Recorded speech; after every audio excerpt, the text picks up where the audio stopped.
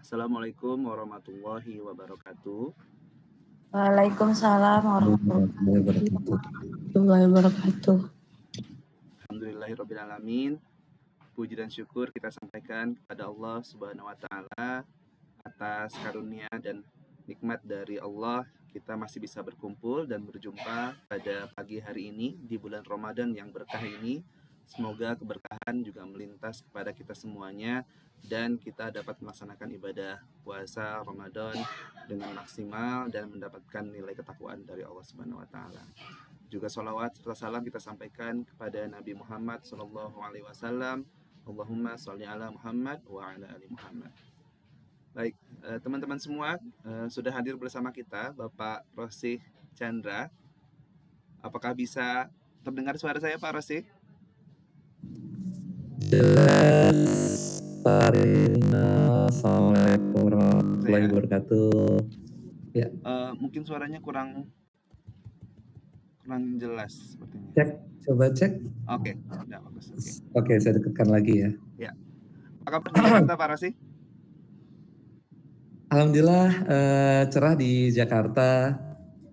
Lagi di kantor ya sekarang? Posisi? Lagi di kantor ya. Mohon maaf tadi agak setting sedikit jadi agak terlambat. Ya. Terima kasih banyak waktunya dan kesempatannya dari Bapak Rosih bisa berbagi ilmu bersama kami di program studi Teknik Lingkungan, khususnya di Fakultas Teknologi Kesehatan, Institut Kesehatan dan Teknologi Al-Insyirah.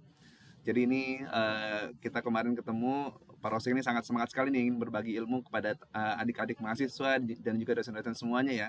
Karena begitu beliau tahu ada teknik lingkungan di Al-Insyirah, langsung berhubungan sekali dengan apa yang beliau geluti saat ini, yaitu di bidang sustainability seperti itu. Jadi mudah-mudahan apa yang kita laksanakan pada pagi hari ini itu bisa bermanfaat, baik itu untuk Bapak Rosih sendiri dan juga untuk teman-teman dosen dan juga mahasiswa semuanya.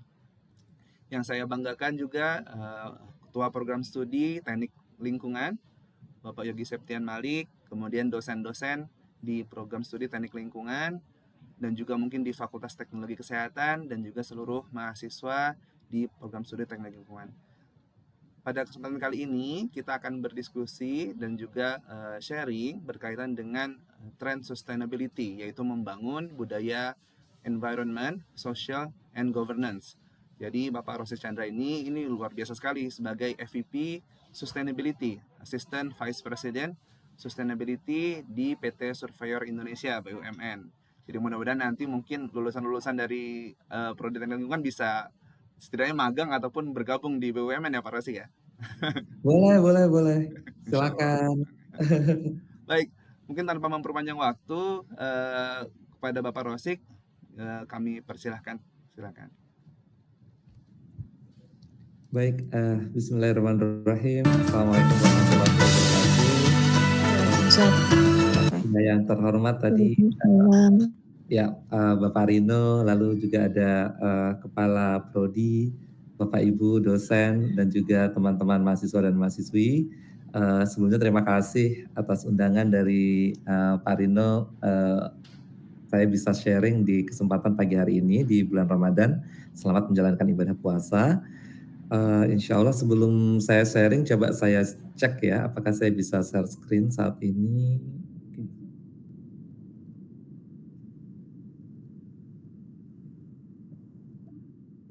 Oke, saya belum bisa share screen, Pak Rino. Atau saya kirim bahannya ya? Oke, sebentar ya.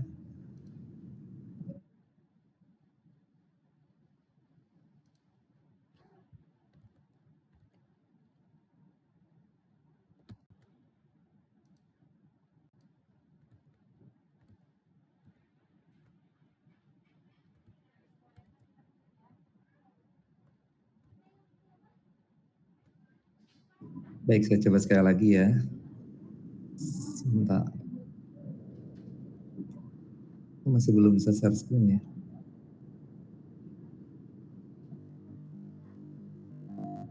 Bahannya udah diterima Pak Rino? Sudah. Ntar saya share screen. Oke, baik, terima kasih.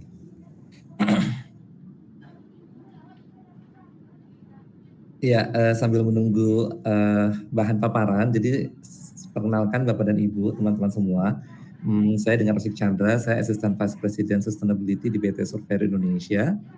Background saya sebenarnya engineering fisik atau teknik fisika. Waktu itu saya di kampus yang sama dengan Pak Rino.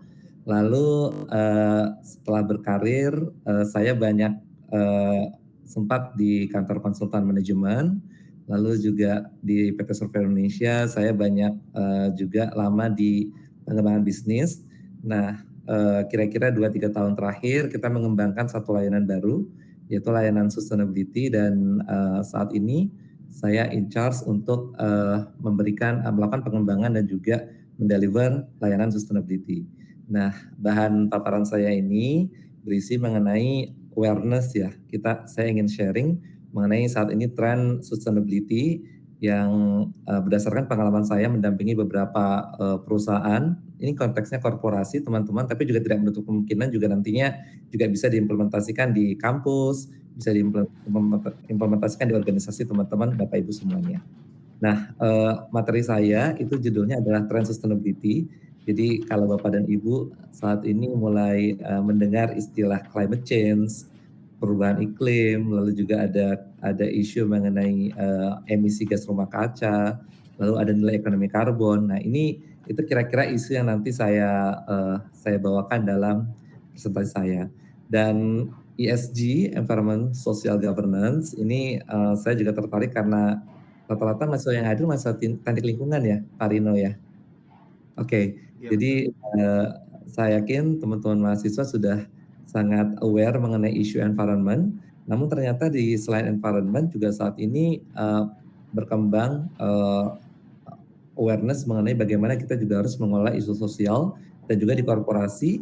Karena kita korporasi, kita harus patuh comply dengan peraturan-peraturan yang ada di negara kita maupun ada di tingkat global. Itu nanti kita bahas di aspek governance-nya. Dan ESG ini saat ini menjadi cukup krusial dan cukup penting di dunia bisnis, karena investor atau perbankan saat ini menilai sebuah kinerja perusahaan tidak hanya dari aspek finansial.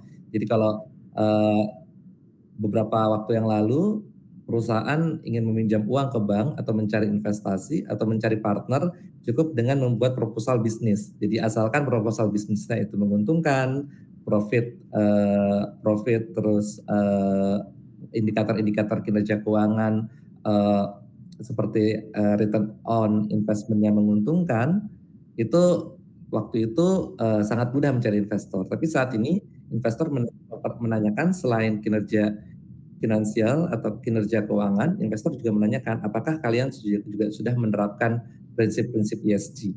Nah, inilah yang sebenarnya mendorong perusahaan-perusahaan di Indonesia, terutama BUMN di Indonesia, untuk menerapkan ESG, Environment Social Governance.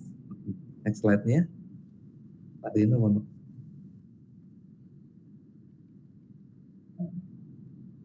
Nah, kira-kira ada 3 topik yang saya ingin sampaikan. Pertama, pengenalan ya. Saya yakin beberapa teman-teman mahasiswa teknik lingkungan yang rajin update isu-isu terkait lingkungan juga familiar dengan istilah ESG atau sustainability. Lalu yang kedua, setelah kita paham ESG, bagaimana mengimplementasikan, dan apa saja pengalaman-pengalaman yang saya dapatkan ketika saya melihat implementasi ESG di beberapa klien BUMN-BUMN, termasuk BUMN-BUMN besar di negara kita, misalnya Pertamina, PLN, teman-teman di Pupuk, dan lain-lain. Lalu saya juga menyampaikan satu hal yang unik. Jadi ESG ini bentuknya bukan sertifikasi. Jadi kalau teman-teman tahu, misalnya ada beberapa sertifikasi ya, misalnya sertifikasi ISO Management. Nah, itu kan istilahnya setelah kita mendapatkan sertifikasi, selesai gitu. Nah, ESG ini bentuknya adalah persepsi. Jadi bagaimana sebenarnya kita mempresentasikan diri atau membuat persepsi positif dari aspek ESG. Dan nantinya ada beberapa lembaga rating yang biasa digunakan atau lembaga penilai ya, atau ya istilahnya rating ya. lembaga yang digunakan oleh investor tadi atau perbankan sebagai tolak ukur untuk mengukur performance ESG dari perusahaan-perusahaan lain. Jadi nanti saya akan sampaikan beberapa lembaga rating yang saat ini dikenal di internasional yang digunakan oleh beberapa BUMN kita juga. Dan surprisingly, jadi cukup membahagiakan karena ternyata sebenarnya setelah diukur oleh lembaga rating, beberapa perusahaan kita, BUMN kita sebenarnya nilainya cukup tinggi. Bahkan jika dibandingkan dengan perusahaan-perusahaan sejenis di global, itu kita membantu teman-teman di Pupuk Indonesia, karena Pupuk Indonesia adalah BUMN, mereka menyalurkan pupuk subsidi, mereka juga dari aspek sosial tentu saja bagaimana mereka membantu memberikan layanan secara inklusif ke seluruh Indonesia, terus juga membantu sekian sekian juta petani di Indonesia. Nah itu ternyata dinilai tinggi dari aspek sosialnya. Nah ini nanti yang finding menarik yang saya bisa share sepanjang nanti pemaparan saya. Oke, next slide-nya. Oke, kita masuk ke bab yang pertama. Ini kalau ada pertanyaan mau ditunggu atau boleh dipotong ya, Pak Rino? Sudah Pak Rosik, gimana bagusnya? Bagusnya sih interaktif ya. Jadi kalau saya kalau ada pertanyaan boleh di chat atau nanti boleh langsung raise hand. Kita bisa diskusi sih. Karena ini memang beberapa mungkin ada beberapa istilah baru yang nanti teman-teman belum familiar, bisa langsung ditanyakan. Next slide-nya. Jadi silakan raise hand ya, ataupun chat Okay. kalau misalkan ada yang mau langsung ditanyakan. Iya, oke. Oke, baik teman-teman. Jadi ini beberapa materi atau beberapa hasil dari beberapa riset terkait dengan tren sustainability ke depan. Jadi yang pertama yang tadi saya sampaikan, ESG is a critical for investment. Jadi memang ESG ini itu menjadi salah satu tolak ukur kinerja investasi. Jadi saat ini investor perbankan mereka melihat bagaimana kinerja ESG sebelum mereka menyalurkan dana atau sebelum mereka berinvestasi. Dan perbankan itu juga saat ini juga sudah memiliki program-program khusus. Jadi istilahnya adalah sustainability financing atau keuangan berkelanjutan. Nah, nanti perbankan itu bisa memberikan bunga yang lebih murah atau diskon yang lebih murah terhadap proyek-proyek yang berbasis atau berwawasan lingkungan dan ESG. Nah, hal yang menarik teman-teman sebagai tren ke depan itu ternyata saat ini berkembang dari sisi konsumen. Jadi konsumen memiliki sentimen terhadap sustainable product. Nah ini juga satu hal yang kita sedang kembangkan saat ini. Ternyata salah satu contohnya adalah ternyata saat ini di Uni Eropa mereka menerapkan satu kebijakan namanya adalah EU atau European Union Deforestation Free Regulation atau EUDR. Jadi saat ini market Uni Eropa mereka mempersyaratkan satu due diligence terhadap beberapa komoditas tertentu yang yang dicurigai ya, yang disinyalir menyebabkan deforestasi. Nah, jadi ada 7 komoditas yang saat ini diatur oleh Uni Eropa. Di antaranya komoditas yang penting bagi Indonesia adalah kelapa sawit, lalu juga ada kakao atau coklat, lalu ada juga kayu, ada kopi, dan satu lagi ada karet. Nah, jadi komoditas-komoditas kita, komoditas pertanian kita itu nanti di 2026 itu bisa saja ditolak masuk Eropa karena disinyalir berasal dari area-area yang menyebabkan deforestasi atau area-area pembukaan lahan yang menyebabkan kerusakan hutan. Nah, ini adalah salah satu contoh dari aspek dari sisi pasar, dari sisi market, mereka sudah menerapkan beberapa requirement terkait dengan aspek sustainability. Nah, di yang lain, Uni Eropa juga menerapkan kriteria terkait dengan carbon footprint. Jadi kita bicara dengan teman-teman di industri baja, besi baja, itu ketika mereka mau ekspor ke Eropa, mereka harus memberikan catatan selain quality dan quantity, selain aspek kualitinya, spesifikasi teknis, mereka juga harus memberikan catatan terkait dengan berapa besar emisi yang dihasilkan dari produk ini, atau istilahnya adalah carbon footprint. Nah, ini adalah dorongan ataupun saat ini tren sustainability yang berkembang dari aspek konsumen maupun aspek pasar. Nah, yang lain itu tentu saja adalah karbon negatif. Jadi saat ini pemerintah Indonesia sudah menerapkan beberapa kebijakan terkait dengan emisi di pembangkit listrik tenaga uap atau PLTU. Itu ada istilahnya batas atas emisi, sehingga beberapa PLTU yang melebihi ambang batas emisinya itu dia harus istilahnya membeli emisi dari PLTU lain yang emisinya masih di bawah dari batas atas emisi. Nah, itu juga selain itu juga berkembang sekarang carbon trading. Carbon trading itu juga banyak saat ini karena didorong oleh investor juga. Jadi salah satu pertanyaan investor selain ESG juga terkait dengan dekarbonisasi atau rencana perusahaan untuk istilahnya menurunkan emisi sampai dengan titik net zero emission. Nah, sampai ke net zero emission setelah dilakukan efisiensi setelah dilakukan inovasi teknologi, jika masih ada emisinya, maka perusahaan itu perlu untuk membeli karbon kredit dari luar untuk menjadi karbon netral atau karbon negatif. Beberapa tren lain itu adalah traceability. Traceability ini tadi berhubungan dengan asal muasal barang. Jadi saat ini juga terkait sama sentimen dari pasar, di mana saat ini pasar ingin tahu nih, ini ketika kita beli kopi ini berasal dari mana sih, kebun yang mana. Nah, terus juga ketika misalnya kita membeli ikan, produk-produk perikanan juga saat ini juga sudah sudah ada beberapa produk yang mereka menerapkan aspek traceability. Dia tahu kapan sih ikan ini ditangkap, terus juga dari area mana, apakah ini illegal fishing atau legal fishing, seperti itu. Nah, di bawah itu juga ada beberapa isu terkait dengan clean air, kemudian di Jakarta, jadi kita sempat ada kondisi di mana polusi di Jakarta cukup tinggi ya, sehingga mengkhawatirkan, terutama juga berdampak terhadap kesehatan. Di yang lain itu juga ada isu terkait dengan indigenous. Indigenous ini adalah bagaimana kita melibatkan masyarakat lokal begitu.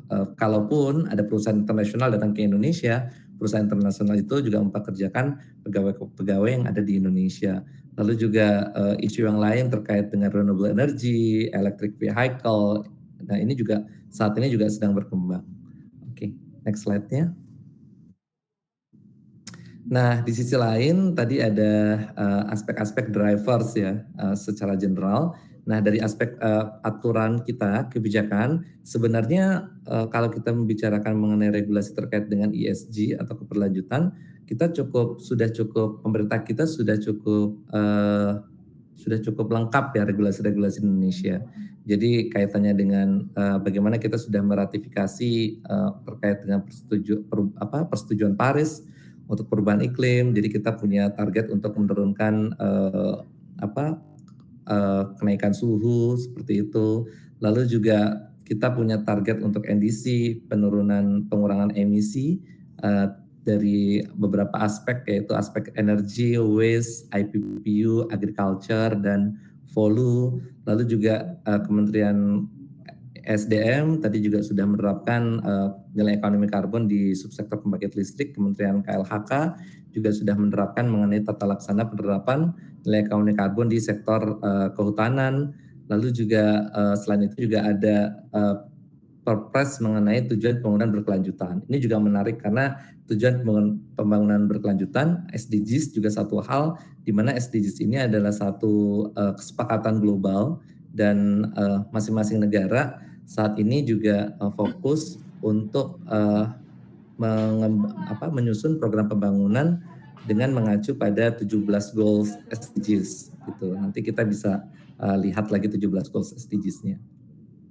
Nah, ini sebenarnya slide ya, menyampaikan bahwa dari aspek regulasi pemerintah sudah cukup aware. Nah, hanya saja bagaimana regulasi ini bisa diterjemahkan, dan juga saya yakin sebagian besar perusahaan di Indonesia termasuk BUMN dan perusahaan-perusahaan lain itu sudah cukup comply dengan regulasi ini, dan bagaimana membahasakan bahwa perusahaan di Indonesia ini patuh terhadap regulasi-regulasi dan sudah menerapkan prinsip ESG. Nah, kadang-kadang biasanya itulah yang kita explore dan kita sampaikan dalam melakukan pendampingan ESG di beberapa perusahaan-perusahaan klien kita. Oke, next slide-nya. Nah, ini kalau kita lihat ya, jadi ESG journey dan company value. Jadi kalau teman-teman di konteksnya adalah korporasi, itu tentu saja seiring dengan berjalannya waktu, itu kalau kita hanya bisnis, tentu saja dari aspek kompetitor, kalau di bisnis itu kan bisnis itu pasti ada kompetitor, dan ketika kita menerapkan atau tidak melakukan inovasi model bisnis, kompetitor itu akan bisa menerima model bisnis yang kita sudah miliki saat ini. Misalnya kita punya satu produk nih, mungkin di awal produk kita cukup laku gitu ya. Nah, tapi setahun 2 tahun kemudian banyak nih yang membeli produk kita. Sehingga jika kita hanya menjual satu produk itu saja, maka kecenderungannya value perusahaan kita itu akan menurun. Nah, itu istilahnya adalah kalau kita business as usual, maka value perusahaan kita akan menurun seiring dengan waktu. Makanya dibutuhkan adanya inovasi, riset, pengembangan, kita menciptakan produk-produk baru. Nah, selain produk-produk baru, kita juga aware dengan tren dari consumer kita. Jadi consumer behavior. Ketika consumer kita itu membutuhkan produk yang ramah lingkungan, maka kita harus cukup aware untuk kayaknya bagus nih kalau kita biasanya ngejual, misalnya kita ambil contoh ya, misalnya kita menjual makanan dengan kemasan plastik, lalu kita tahu bahwa ada beberapa segmen konsumer yang mereka aware dengan produk-produk yang ramah lingkungan, maka kita mulai merubah sebagian dari kemasan kita menjadi kemasan misalnya sedotannya berasal dari sedotan berbahan baku kertas, lalu juga kemasannya tidak menggunakan plastik tapi menggunakan kertas seperti itu, atau menggunakan kayu yang bisa didaur ulang dan sebagainya. Nah, inilah yang nantinya harapannya perusahaan itu bisa melakukan regenerasi dan menjaga nilai perusahaannya tetap tinggi. Bahkan ketika perusahaan tersebut sudah aware dengan prinsip-prinsip ESG dan sustainability, itu perusahaan tersebut harapannya juga akan semakin tinggi lagi value-nya. Karena pada ujungnya sustainability atau ESG itu adalah ingin memastikan bahwa perusahaan itu tetap relevan. Jadi ketika ada isu mengenai climate change, perusahaan itu sudah bersiap diri nih. Misalnya perbankan, ketika ada isu mengenai climate change, terus juga pengurangan energi fosil, maka perbankan sekarang mulai berhati-hati ketika dia mau investasi di batu bara. Bukan berarti bukan berarti benar-benar exit dari batu bara ya, tapi mungkin perusahaan punya pertimbangan, mungkin saat ini kalau saya berinvestasi di batu bara, saya nggak bisa kasih jangka yang terlalu panjang, mungkin saya cukup 10 tahun, 15 tahun, atau 20 tahun, karena kita tahu bahwa batu bara juga akan semakin menurun, dan yang akan berkembang adalah sumber energi baru dan terbarukan. Jadi seperti itu. Jadi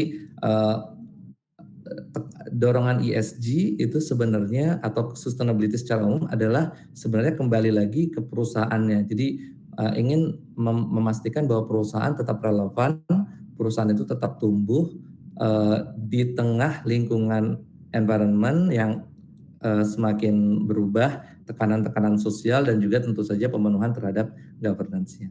Sebelum lanjut, tadi ada pertanyaan, saya cek sebentar. Oke, izin bertanya, apa peran produksi berkelanjutan di era sekarang dalam mencapai sustainability lingkungan?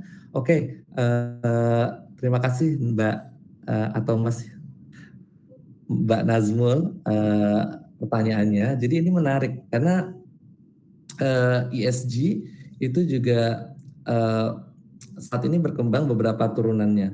Turunannya adalah ESG procurement atau ESG ESG production. Jadi beberapa klien besar kita seperti PLN, Pertamina, mereka sudah menerapkan ESG di tingkat korporasinya. Jadi Pertamina itu mereka sudah menerapkan ESG, sudah punya program-program ESG, budaya ESG di lingkungan Pertamina.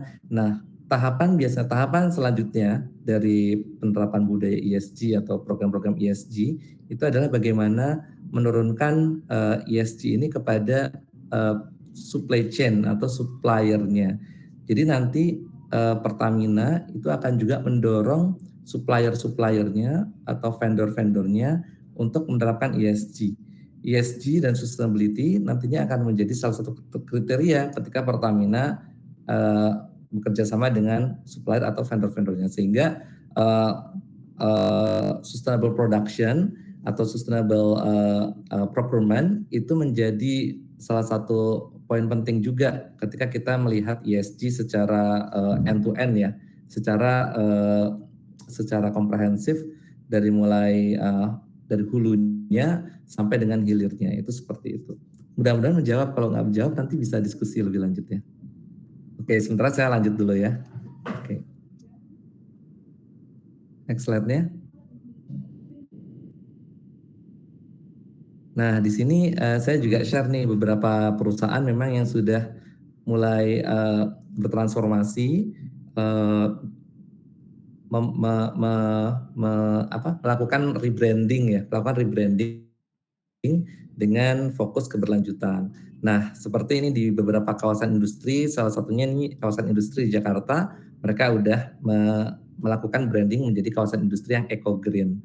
Jadi tentu saja ini juga mengikuti kebutuhan dari tenan atau pengguna fasilitas yang saat ini juga mencari kawasan-kawasan industri yang tidak hanya strategis, tidak hanya aman, tapi juga kawasan-kawasan itu sudah menerapkan aspek-aspek ESG. Misalnya kawasan itu sudah menggunakan renewable energy, lalu juga kawasan tersebut sudah melakukan pengelolaan limbah, lalu juga dari aspek sosialnya misalnya kawasan tersebut juga menggunakan memiliki program-program untuk community di sekitarnya. Lalu dari aspek governance misalnya kawasan tersebut juga transparan dan lain-lain. Nah, jadi beberapa kawasan industri sudah melakukan rebranding ke arah eco green. Nah, kita juga diskusi dengan beberapa lembaga internasional, diantaranya adalah UNIDO, United Nations Industrial Development Organization. Jadi UNIDO sendiri juga sudah mengembangkan satu framework namanya Eco Industrial Park. Jadi global juga sudah mendorong ya implementasi dari kawasan industri yang berwawasan lingkungan atau istilahnya adalah Eco Industrial Park. Nah, kita juga dapat cerita nih dari teman-teman di SCBD di Jakarta. Jadi kita punya satu kawasan bisnis di Jakarta. Nah, ketika mereka kedatangan atau mereka membuka kantor untuk seperti Google, itu Google memang punya satu persyaratan-persyaratan tertentu ya untuk mereka memilih area-area kantornya. Apakah itu dari aspek misalnya area itu dari tingkat polusi, dari tingkat environment-nya, dari tingkat sosial dan governance. Nah, ini saat ini memang sudah berkembang isu-isu tersebut. Lalu teman-teman di Mandiri. Nah, di Mandiri salah satu bank BUMN terbesar, mereka memang ingin menjadi champion dalam sustainability. Nah, Mandiri ini mereka punya satu produk namanya Sustainability Link Loan. Jadi pinjaman untuk beberapa proyek sustainable, mereka memberikan itu bunga yang lebih murah tadi. Misalnya saja mereka ketika mendanai pembangunan salah satu pabrik pupuk yang menggunakan prinsip-prinsip renewable energy, mereka bisa memberikan bunga yang lebih murah dari pinjaman-pinjaman konvensional. Ini salah satunya Mandiri. Lalu DB ini perusahaan transportasi publik kereta api di Eropa. Mereka sudah memiliki tagline industri transportasi hijau jarak jauh, dan DB ini juga menjadi salah satu benchmark ya atau acuan saat ini yang sedang diterapkan di kereta api Indonesia kita. Jadi Kereta Api Indonesia sudah mencontoh beberapa program dari DB di Eropa, di Jerman sana, untuk bagaimana mengembangkan transportasi yang ramah lingkungan. Lalu juga dari aspek emisi juga sebenarnya kan kereta api ini jauh lebih rendah ya dibandingkan kita menggunakan mobil pribadi. Jadi campaign itu yang saat ini dibangun di Kereta Api Indonesia. Oke, saya cek pertanyaannya. Oke, izin bertanya dampak positif penerapan ESG. Oke, nah ini nanti saya jelaskan ada slide di belakang ya mengenai dampaknya ya. Oke, salah satunya sebenarnya saya tadi sudah spill.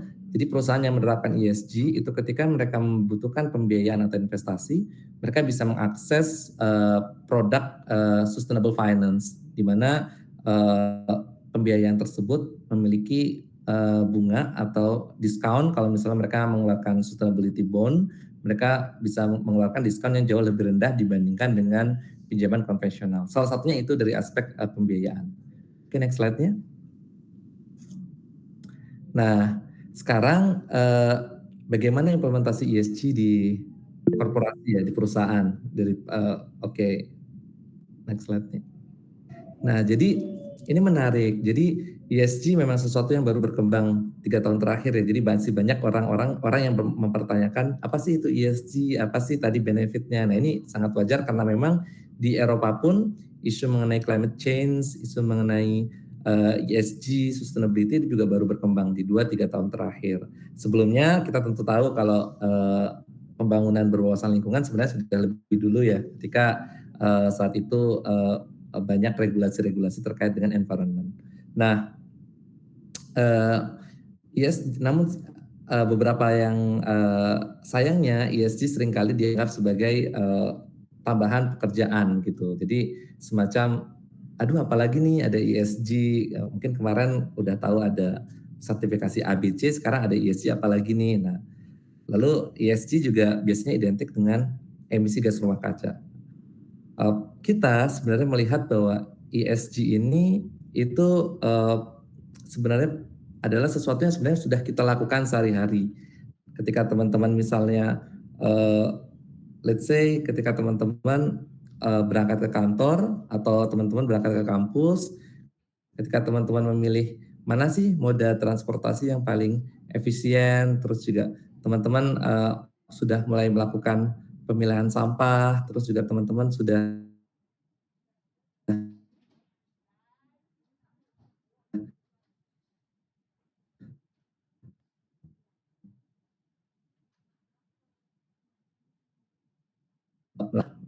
inisiatif-inisiatif yang kaitannya juga dengan ESG. Jadi yang adalah bagaimana ESG ini itu bukan menjadi satu tambahan pekerjaan, tapi sebenarnya embedded dalam aktivitas yang teman-teman lakukan sehari-hari. Nah, kita belajar dari waktu itu dari DB tadi ya, mereka sharing mengenai inisiatif-inisiatif ESG. Jadi yang menarik seperti ini. Jadi saat itu di perusahaan tersebut mereka harus melakukan updating operating system, sehingga saat itu laptop atau komputer yang mereka miliki itu harus diganti gitu. Nah, kalau kita hanya berpikir biasa nih, kita berpikir as usual, biasanya kan kalau kita laptop diganti ya apakah itu dijual atau itu laptopnya dibuang ya gitu. Sayang sebenarnya kalau dibuang. Nah, dengan perspektif ESG atau dengan kacamata ESG itu mereka menemukan satu program baru. Nah, mereka berpikir kenapa nggak laptop-laptop yang sebenarnya masih bisa digunakan itu mereka sumbangkan gitu. Jadi mereka sumbangkan ke UMKM, mereka sumbangkan ke yayasan-yayasan, di mana yayasan-yayasan tersebut itu bisa menggunakan laptop yang disumbangkan tersebut untuk misalnya menulis atau mendesain atau mungkin melakukan kegiatan-kegiatan kreatif, di mana dari situ juga tercipta adanya green job, ada lapangan pekerjaan, terus juga ada yang dibantu, ada mungkin bisa digunakan untuk pendidikan juga, jadi juga bisa mendukung atau menjadi sarana pembelajaran. Nah, jadi itulah sebenarnya esensi dari ESG teman-teman. Jadi ESG itu kayak kita melihat sesuatu menggunakan satu lensa ESG. Jadi kita sebenarnya nggak melakukan ESG itu bukan kita harus membuat program baru yang besar sekali, tapi sebenarnya dari apa yang sudah kita lakukan, kita menggunakan perspektif, kita tambahkan satu perspektif baru, yaitu perspektif ESG. Nah, seperti tadi contohnya di kereta api, ya mereka sebenarnya kereta api punya satu anak usaha ya. Kalau teman-teman naik kereta api, teman-teman kan suka ditawari untuk ini ya apa makan siang ya atau makan di kereta ya. Nah itu mereka punya nah dari pengalaman kita di kereta api ya mereka biasanya kan menggunakan kemasan styrofoam, lalu menggunakan garpu dan sendok plastik. Nah setelah mereka tahu bahwa oh kita harus ke arah ESG loh, kita harus menerapkan inisiatif ESG.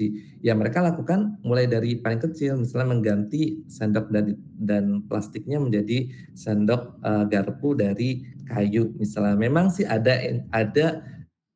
konsekuensi biaya, tapi ya secara bertahap mereka bisa lakukan itu dan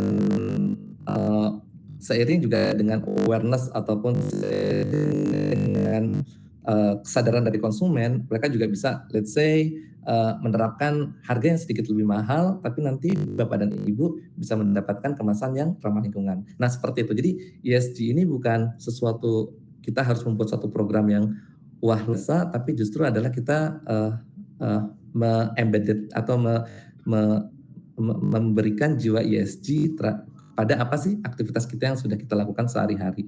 Nah, contoh yang lain yang menarik itu juga dari sana juga ketika mereka membuat satu platform nih. Jadi kalau teman-teman misalnya kalau kayak Survei Indonesia ya, kita punya kantor pusat di Jakarta, tapi kita punya beberapa kantor cabang nih di beberapa daerah di area-area. Nah, mereka menggunakan internal procurement. Apa itu internal procurement? Jadi gini, jadi kadang-kadang kan di satu kantor, let's say kita sudah harus ganti kursi atau furnitur atau ada alat-alat yang memang tidak terpakai. Di kantor yang lain itu sebenarnya kan mungkin di kantor lain itu kekurangan alat-alat tersebut. Nah, mereka bisa tuh masuk di mereka bikin satu website atau aplikasi gitu, terus mereka tahu, oh ternyata di kantor ini itu ada alat yang idle, misalnya meja kursi baru diganti, tapi yang lama masih bisa dipakai. Dan ternyata di kantor yang lain itu mereka nggak punya meja dan kursi. Ya mereka bisa tuh request untuk menggunakan meja dan kursi yang diganti tersebut. Nah itu juga salah satu hal yang menarik karena kan di aspek circular ekonomi ya, ketika kita bisa menggunakan kembali sumber daya yang ada, itu akan jauh lebih jauh lebih efisien daripada kita membeli baru. Nah seperti itu. Contoh yang lain yang menarik juga ini teman-teman. Jadi di Deutsche Bahn tadi itu mereka salah satu perusahaan operator kereta api, mereka itu harus punya seragam yang bagus. Jadi mereka tiap tahun pasti mendapatkan seragam karena ya seragam mereka harus baru, bagus, dan juga bagian dari aspek pelayanan pelanggan. Tapi yang jadi pertanyaan, terus seragam yang lama kemana gitu? Nah,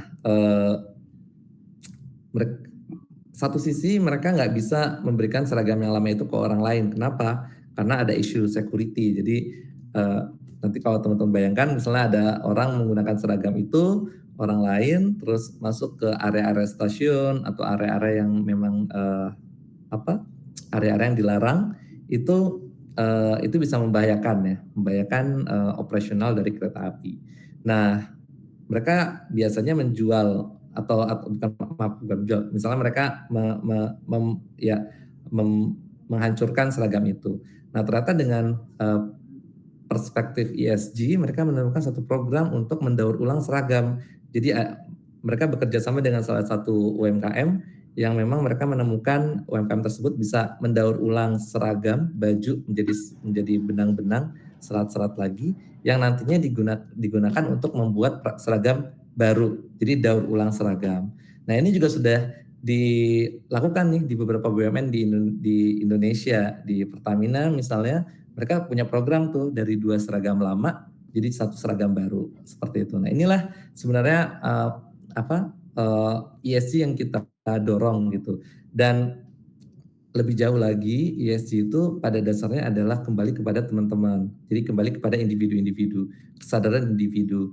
Jadi seperti kalau teman-teman tahu budaya safety Safety kan pada akhirnya bahwa yang bertanggung jawab terhadap keselamatan kita sendiri, keselamatan kita adalah kita sendiri. Nah, ESG pun seperti itu. Jadi kami mendorong memang ESG ini menjadi satu pemahaman atau satu inisiatif yang berasal dari masing-masing individu.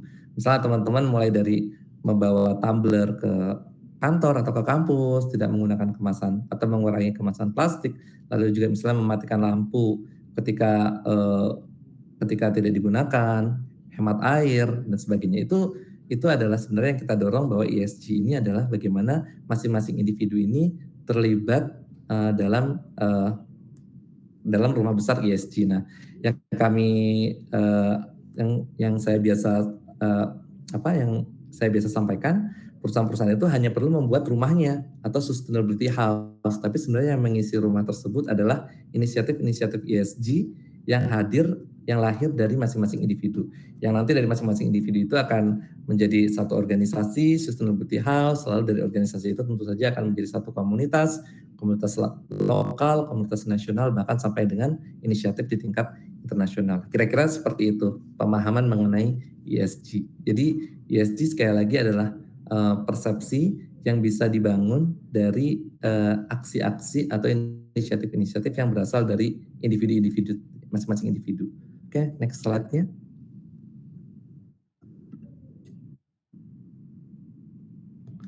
Oke, nah di sini yang menarik, nah ESG ini juga biasanya tadi yang saya sampaikan konteksnya di tingkat korporasi, itu harapannya juga bisa berdampak terhadap pemenuhan dari target atau tujuan pembangunan berkelanjutan atau kita kenal dengan SDGs. Jadi inisiatif baik yang dilakukan oleh korporasi, inisiatif baik yang dilakukan oleh individu itu harapannya tentu saja berdampak terhadap tujuan-tujuan pembangunan berkelanjutan yang memang sudah menjadi komitmen pemerintah.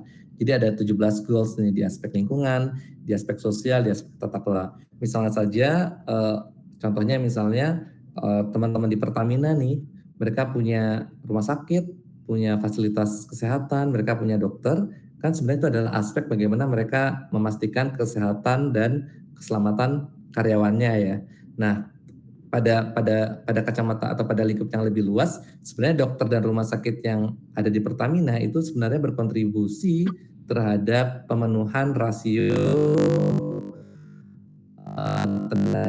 tenaga medis di tingkat nasional dari tujuan pembangunan berkelanjutan. Nah, seperti itu. Misalnya ada beberapa perusahaan yang mereka punya universitas, punya sekolah-sekolah. Nah, itu juga sebenarnya sangat relevan dan juga berkontribusi terhadap tujuan SDGs terkait dengan pendidikan. Ada juga yang terkait dengan kegiatan-kegiatan sosial, terkait dengan pemberdayaan masyarakat, itu menyentuh goals terkait dengan kemiskinan. Jadi kita selalu menyandingkan bagaimana inisiatif ESG di perusahaan itu juga harusnya berkontribusi terhadap tujuan pembangunan berkelanjutan yang ada di pemerintahan dan sebaliknya. Kita mendorong ESG di perusahaan itu juga dibangun berdasarkan memang aspek-aspek SDGs yang memang relevan di tingkat lokal di sana. Misalnya saja di sana belum ada saluran air atau belum ada air bersih. Nah, kita mendorong nih perusahaan di sekitar situ untuk bisa berkontribusi misalnya membangun jaringan pengairan seperti itu. Oke, sebentar ada pertanyaan, bagaimana perusahaan di Jakarta memastikan transparansi dan akuntabilitas dalam pengambilan keputusan bunga yang lebih murah? Oke. Nah, ini nanti masuk ke saya sampaikan. Memang tidak dibahas detail di sini, tapi saya sampaikan secara umum. Jadi ketika perusahaan tersebut ingin mendapatkan tadi pembiayaan lebih murah, mereka harus menyusun namanya framework atau semacam proposal ya, semacam proposal untuk sustainability financing. Jadi terserah mereka akan, misalnya ada beberapa produk biasanya yang kita kenal, ada sustainability link loan, sustainability link bond, ada juga green loan, ada green bond dan seperti itu. Nah, mereka harus buat satu dokumen tuh framework untuk sustainable finance. Dokumen tersebut itu menjelaskan menjelaskan use of proceed. Use of proceed itu kira-kira nanti uang yang mereka akan pinjam uang atau mereka butuh investasi. Investasinya untuk apa? Termasuk nanti mereka memperjanjikan beberapa sustainability performance target atau KPI, key performance target yang mereka harus capai dalam konteks mendapatkan pembiayaan berkelanjutan tersebut. Misalnya, saya akan membangun pabrik pupuk. Nah, pabrik pupuk saya itu bisa menghemat energi sekian persen. Pabrik pupuk saya misalnya mempekerjakan tenaga lokal sekian ribu orang. Pabrik pupuk saya menggunakan bahan baku yang ramah lingkungan seperti itu. Nah, di dokumen tersebut mereka sampaikan ke investor maupun ke perbankan. Nanti perbankan akan menilai framework yang mereka susun. Jika memang sudah di approve, perbankan akan memberikan pembiayaan dengan dengan skema sustainability finance yang bunganya jauh lebih rendah. Nah, tidak sampai situ, nanti di tahun pertama mereka disuruh buat laporan tuh perusahaan tersebut, perusahaan pupuk. Apakah betul sustainability performance target yang mereka tulis itu bisa tercapai atau tidak? Biasanya mereka meminta pihak independen atau pihak ketiga untuk memastikan pemenuhan atau tercapaian dari sustainability financing framework itu. Nah, ketika pihak ketiga bisa memastikan bahwa betul, maka mereka bisa lanjut ke pembiayaan selanjutnya. Tapi jika ternyata ada beberapa target yang tidak tercapai, ya sesuai dengan perjanjian mereka bisa saja perusahaan tersebut dikenakan penalti atas itu. Jadi memang ada mekanisme pelaporan, mekanisme tata kelola antara masing-masing pihak tersebut. Oke. Nextnya dulu ya. Nanti kita akan bahas ESG itu apa.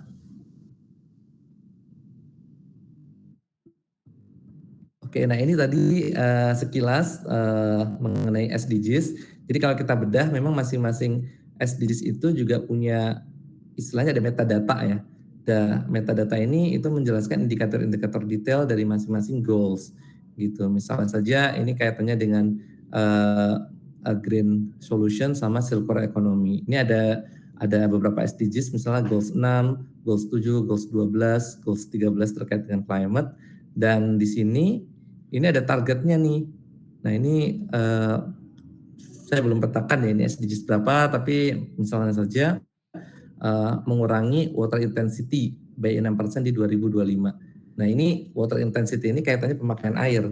Jadi teman-teman di perusahaan-perusahaan itu ternyata ada loh perusahaan-perusahaan yang ternyata sangat boros air ketika kita melakukan assessment terkait dengan ESG. Jadi poin E-nya itu salah satunya terkait dengan water intensity. Ketika kita bandingkan nih perusahaan ada satu bank ketika kita melihat data pemakaian air dibandingkan dengan perusahaan sejenis bank juga dengan skala yang kurang lebih sama, ternyata pemakaian airnya jauh lebih boros. Nah, baru deh kita melakukan asesmen lebih detail.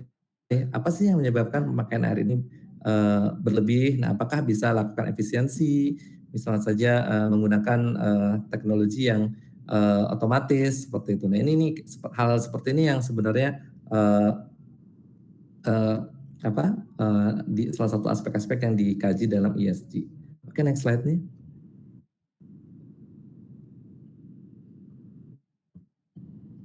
Oke, ini kalau teman-teman ini panjang sebenarnya penjelasannya, tapi kenapa saya namakan juga sustainability trend? Karena ini juga satu hal yang terus berubah ya. Kalau kita tahu di 1980 itu trennya adalah mengenai aspek lingkungan. Nah, di situ juga tentu saja sudah mulai ada kesadaran ya terkait dengan pemahaman bagaimana perusahaan tambang misalnya saja perusahaan yang ekstraktif itu tidak hanya mengejar motif bisnis tapi juga harus memperhatikan lingkungan sekitar, biodiversitas dan lain-lain. Lalu di tahun 1990 juga berkembang pendekatan mengenai ekonomi berkelanjutan atau pembangunan berkelanjutan. Nah, ini juga banyak kaitannya dengan pengurangan kemiskinan ya, karena di tahun ini ternyata selain aspek lingkungan ternyata juga ada isu terkait dengan kemiskinan. Masih banyak golongan-golongan atau masyarakat miskin sehingga pembangunan didorong ke pembangunan berkelanjutan. Lalu ada juga pendekatan yang pembangunan berbasis tanggung jawab sosial. Lalu yang di akhir 2000 atau di awal 2020 ini berkembang pendekatannya lebih komprehensif. Jadi lingkungannya iya, sosialnya juga iya. Tadi terkait dengan isu kemiskinan, isu gender, tata kelola juga ya. Tata kelola ini lebih kaitannya dengan transparansi, dengan pengelolaan perusahaan, menghindari korupsi seperti itu. Nah ini jadi saat ini tuh ESG itu sebenarnya menggabungkan isu ataupun framework yang sudah berkembang agar lebih komprehensif seperti itu. Kita nggak tahu nih nanti di 2050 ada isu apa lagi yang menjadi tren ke depan. Oke, next slide-nya. Nah ini tadi beberapa hal mengenai ESG. Jadi dari topik ESG, yang pertama isu lingkungan itu biasanya kaitannya sama perubahan iklim, kaitannya dengan emisi. Makanya tadi di beberapa perusahaan itu diminta program-program untuk menurunkan emisi. Bagaimana perusahaan juga memetakan risiko iklim. Nah risiko iklim juga menarik teman-teman, karena seperti contohnya kereta api. Nah mereka kalau kita mengikuti beberapa informasi terakhir, karena cuaca ekstrim, beberapa jalur kereta api itu terhambat karena longsor, karena banjir dan sebagainya. Nah, perusahaan itu harus aware mengenai risiko iklim dan harus memetakan nih kira-kira aset-aset mereka, area-area operasional mereka itu rawan nggak sih, berada di area-area rawan bencana tidak, area-area rawan banjir kah, area-area rawan longsor atau kenaikan muka air laut. Jadi beberapa aset yang ada di pinggir pantai itu saat ini mulai diakses nih, apakah nanti kenaikan air laut itu bisa mengganggu operasional perusahaan mereka atau tidak. Nah, lalu juga kaitannya dengan sumber daya alam. Nah, ini juga tadi isu terkait deforestasi, lalu juga isu terkait polusi dan limbah. Nah, ini isu sosial itu terkait dengan manajemen sumber daya manusia. Jadi teman-teman perusahaan juga sekarang diminta untuk aware mengenai karyawannya. Jadi apakah karyawan di perusahaan tersebut itu sudah mendapatkan training atau tidak. Jadi update nggak terkait dengan trainingnya. Apakah karyawan tersebut sejahtera nggak? Apakah karyawan tersebut juga dilindungi dari aspek safety dan security-nya nggak? Nah itu menjadi salah satu hal juga yang menarik ya. Selain juga di tata kelola itu saat ini ada isu terkait dengan keberagaman CEO. Jadi perusahaan-perusahaan yang punya jajaran manajemen itu beragam, ada pria dan wanita, itu dianggap lebih agile ya, atau lebih relevan dengan perkembangan. Karena kan bagaimanapun ke depan ini kita perlu ada empowerment ya terhadap isu-isu terkait dengan gender. Dan ada beberapa investor yang mereka memberikan pembiayaan berbasis gender. Jadi kalau perusahaan tersebut mempekerjakan wanita, mempekerjakan kaum ibu, itu bisa mendapatkan pembiayaan lebih rendah karena investor tersebut itu concern bagaimana empowerment atau pemberdayaan gender seperti itu. Oke, next slide-nya. Nah ini menanamkan mindset ESG tadi ya. Jadi saya sampaikan bahwa ESG ini kita dorong menjadi satu bentuk kesadaran pertama bagi kesadaran individu. Jadi pertama memang driversnya adalah terkait dengan iklim tadi, lalu tuntutan regulasi agar comply, lalu juga ada dorongan dari investor dan dari market atau customer. Nah ini perlu ada kesadaran ESG biasanya top down. Jadi yang biasa kita sampaikan itu kita sampaikan pada level manajemen atau level direksi ya. Jadi direksi dan komisarisnya harus paham dulu nih mengenai urgensi ESG.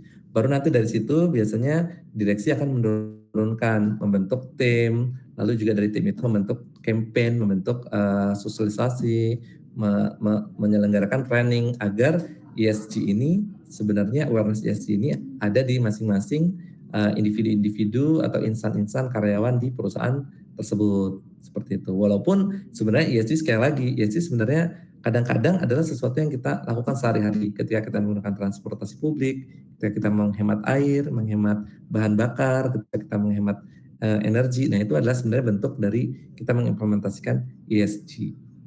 Oke, next slide-nya. Kita sampai 9.30 Rino atau ada waktu tambahan ya?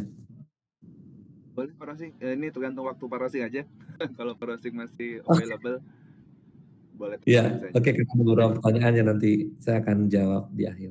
Nah, ini tadi terkait dengan benefit. Jadi saya sampaikan di sini beberapa benefit ya. Jadi kita juga mendorong ESG yang arahnya efisiensi.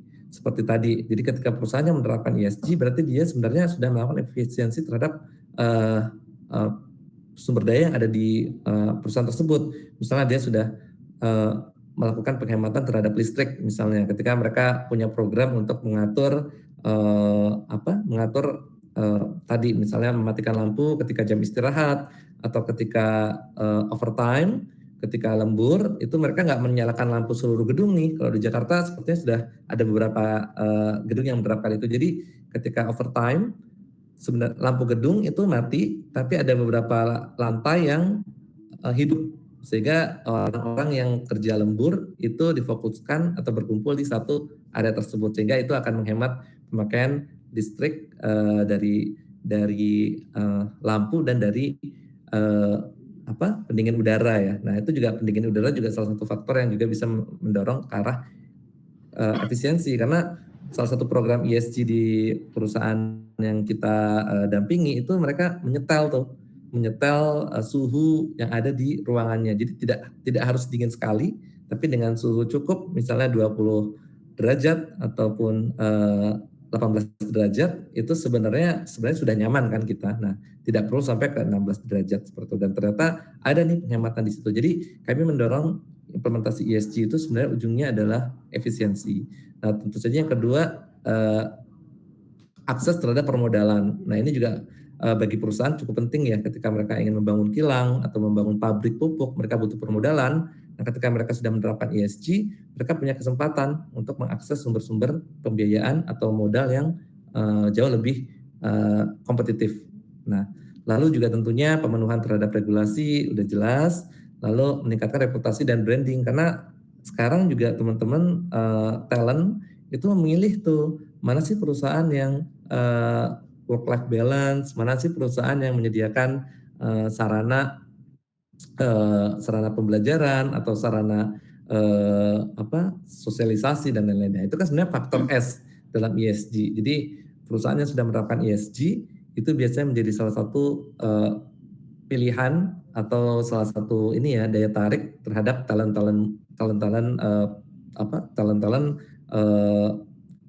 ya sumber daya manusia yang profesional seperti itu.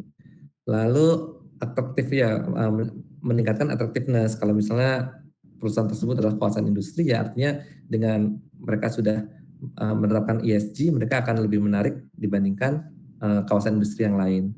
Nah bagi investor tentu saja mereka akan memilih perusahaan-perusahaan yang telah menerapkan ESG untuk mengelola risiko keuangan mereka. Lalu juga bagi pemerintah tentu saja itu juga mendukung program-program pemerintah dan bagi masyarakat tentu saja dampaknya penciptaan lapangan kerja yang berbasis sustainability keberlanjutan, lalu juga meningkatkan environment awareness ya. Jadi perusahaan-perusahaan yang punya program-program ESG yang bagus, harapannya masyarakat di sekitarnya juga terbantu atau terdorong untuk bisa menerapkan inisiatif-inisiatif yang ESG berwawasan lingkungan seperti itu. Next slide-nya, mungkin beberapa slide terakhir ya.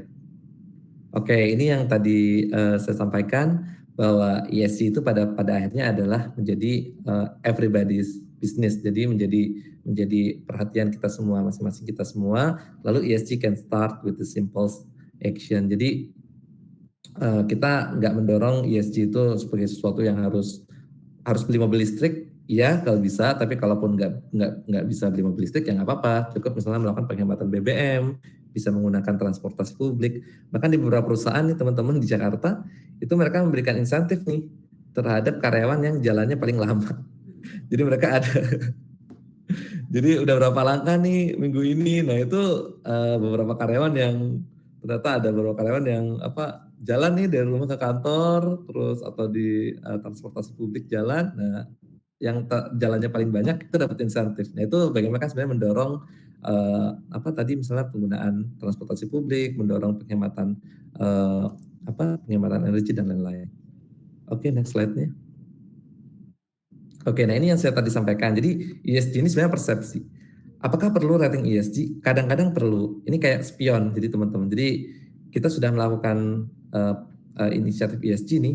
Kira-kira kita udah sampai mana sih dibandingkan dengan perusahaan yang lain? Nah, kadang-kadang ya kalau kita ibarat kita naik mobil ya ini adalah spionnya gitu. Untuk mengukur sebenarnya di mana sih posisi kita dibanding perusahaan-perusahaan yang lain. Nah, makanya ada beberapa lembaga rating yang saat ini digunakan oleh investor untuk mengukur perusahaan. Nah, masing-masing lembaga rating ini macam-macam teman-teman. Jadi ada yang bisa kita minta di rating oleh lembaga ini, atau lembaga ini tiba-tiba menilai kita atas permintaan investor-investor kita gitu. Jadi ini macam-macam pendekatannya. Nah, tapi pada prinsipnya ada skor-skor lembaga rating, nanti teman-teman bisa cek di Google, bisa ngetik masing-masing nama ini, terus nanti mereka akan menampilkan tuh skor dari beberapa perusahaan yang sudah di rating oleh lembaga rating tersebut. Next slide-nya. Nah, ini agak kecil ya tulisannya, tapi ini adalah beberapa perusahaan yang sudah di rating oleh lembaga rating tersebut. Nah, surprisingly kayak misalnya Pupuk Indonesia itu mereka mendapat rating S&P Global itu skornya 56. Ini termasuk salah satu ranking terbaik ya di industri pupuk di dunia loh teman-teman. Jadi lembaga-lembaga rating tadi adalah lembaga rating global yang mereka mengukur kinerja dari macam-macam aspek, dari environmentalnya, dari sosialnya, dan dari governance-nya. Nanti mereka juga punya kriteria detail tuh. Untuk faktor E apa aja sih yang mereka nilai, misalnya emisinya, pemakaian airnya, energi. Dari faktor S-nya apakah ada kaitannya dengan program training karyawan dan lain-lain. Itu banyak sekali turunan detailnya. Nah, kita surprise karena beberapa perusahaan kita juga perusahaan Indonesia itu sebenarnya dari aspek ESG-nya sudah cukup baik. Karena tadi balik lagi bahwa peraturan Indonesia sebenarnya sudah cukup lengkap ya, mengatur mengenai tenaga kerja, mengatur mengenai lingkungan, mengatur mengenai tadi governance tata kelola terkait dengan korupsi. Walaupun ini teman-teman sebagai tambahan informasi juga, jadi karena ESG ini persepsi, lembaga juga melihat pemberitaan isu kontroversi di media.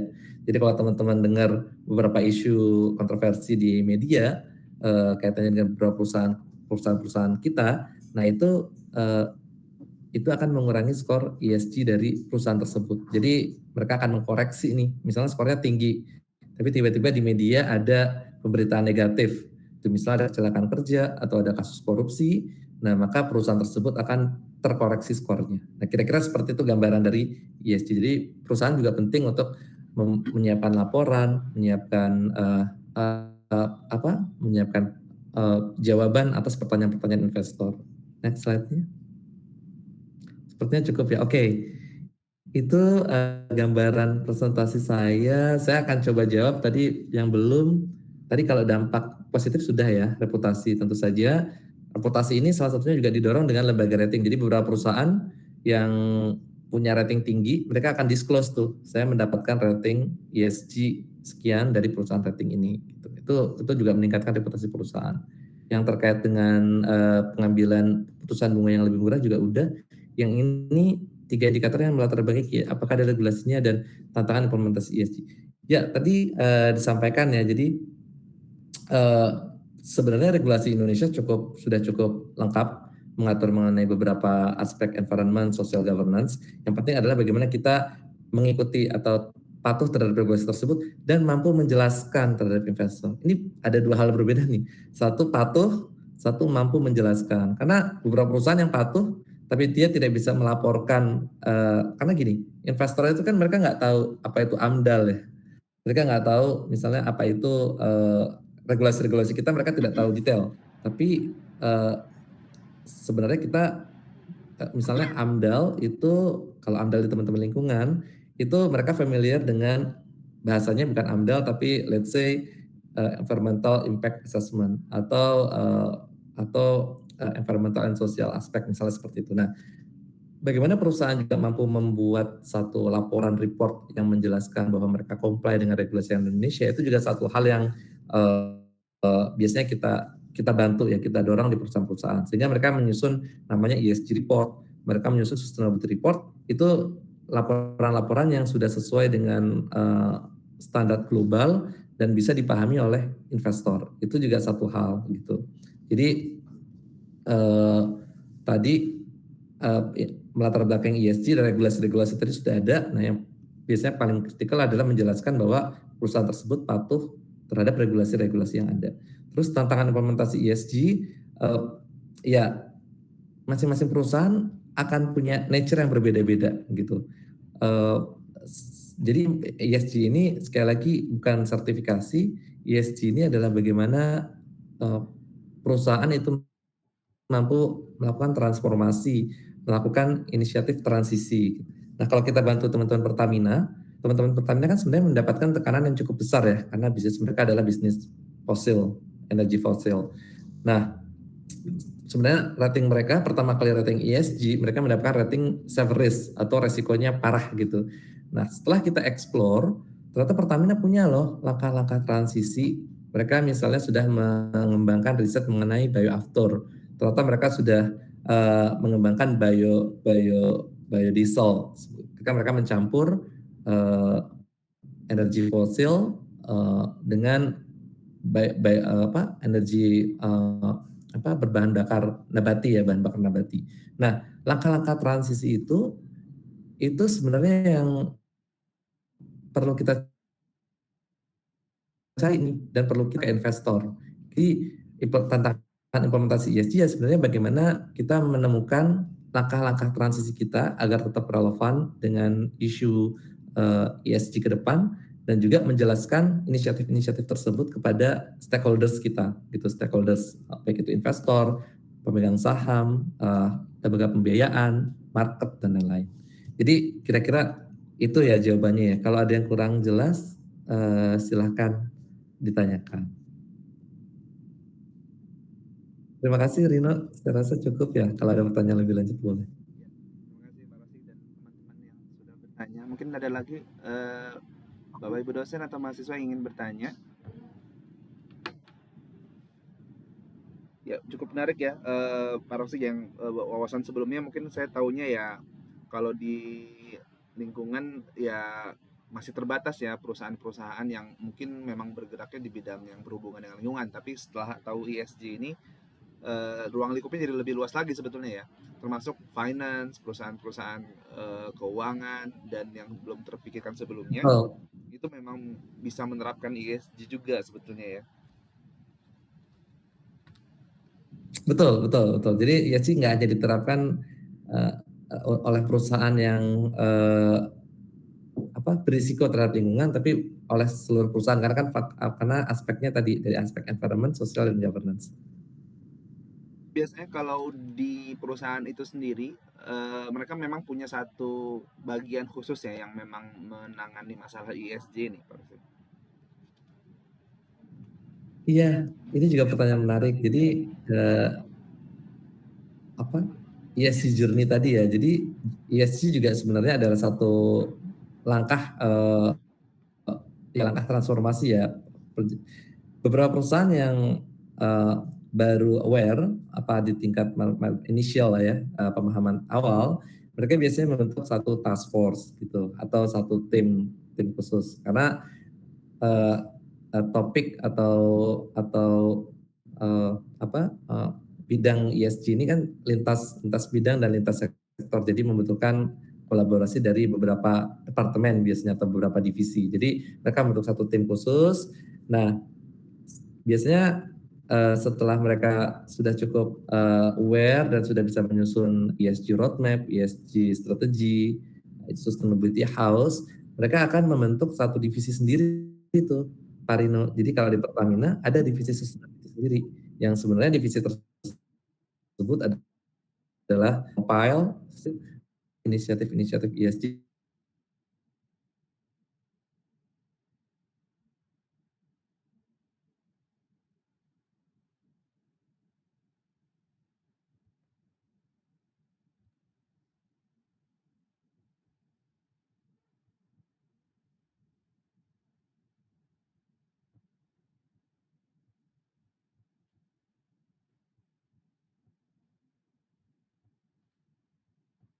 Mohon maaf, sepertinya internet saya agak bermasalah.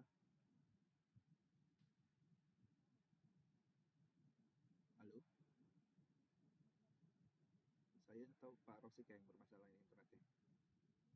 Ini dari task force bikin halo. Halo.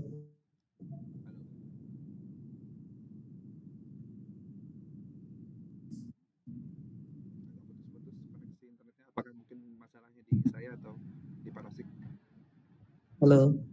Ya, ya. Oke. Iya.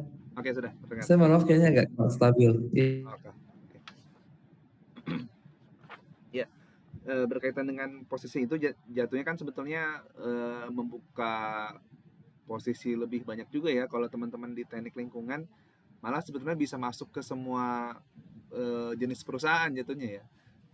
Mungkin yang kalau tren ini sudah berkembang ke depan, teman-teman terutama teknik lingkungan ya ini kan nggak sekedar AMDAL kali, dia lebih jauh lagi kan, lebih sustain lagi, lebih lebih dipertahankan. Kemudian juga termasuk juga menghasilkan ide-ide kreatif ya dalam dalam menerapkan ESG ini kayak tadi contohnya seragam dua seragam lama jadi satu seragam baru itu sebenarnya muncul dari ide-ide kreatif di tim task force yang mungkin nanti ada di setiap perusahaan.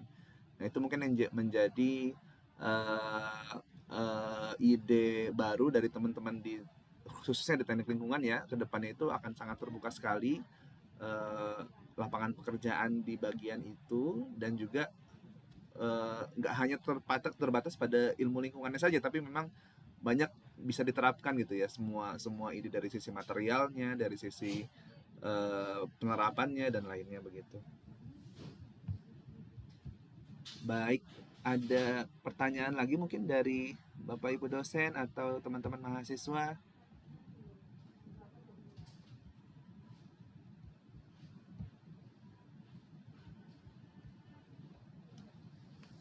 Baik. Betul, betul.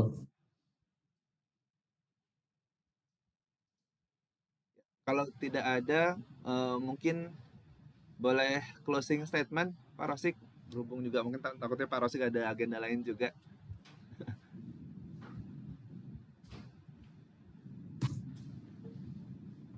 Baik,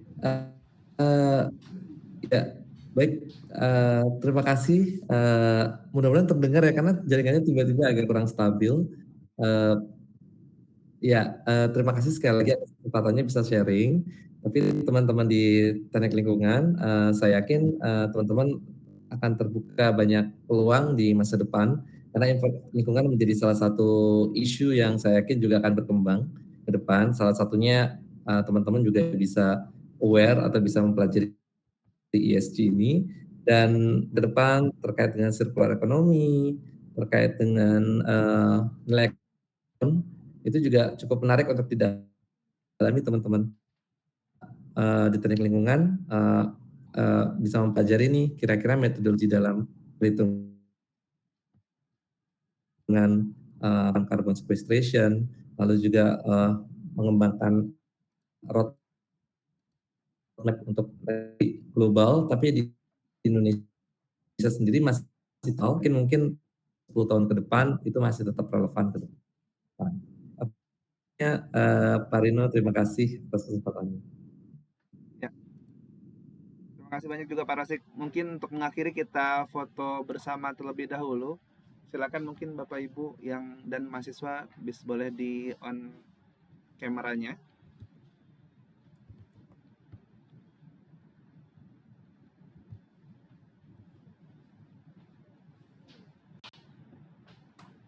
Ya, boleh di on kan mungkin teman-teman semua kameranya biar bisa kita ambil screenshot gambarnya.